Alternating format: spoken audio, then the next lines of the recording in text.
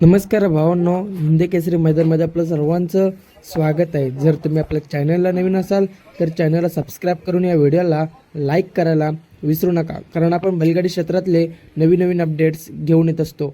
तसंच भावांनो, आज मौजे आसू येथे भव्य दिव्य असं ओपन बैलगाडी शर्यतीचं मैदान संपन्न होत आहे आणि या मैदानामध्ये आपला बकासूर पळण्यासाठी गेला आहे आणि गट क्रमांक 7 मध्ये पळून गटपास झालेला आहे आणि बकासूरचा पहिरा होता तो म्हणजेच संतोष शेठ तोरकड ठाणे विटावा यांच्या मल्हारसोबत।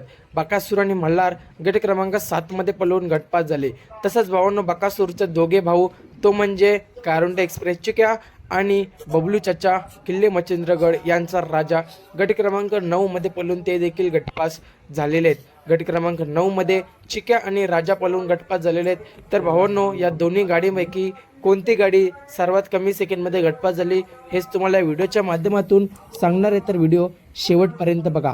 पहिले सांगतो कारुंडे एक्सप्रेस चिक्या आणि बबलू चाचा यांचा राजा।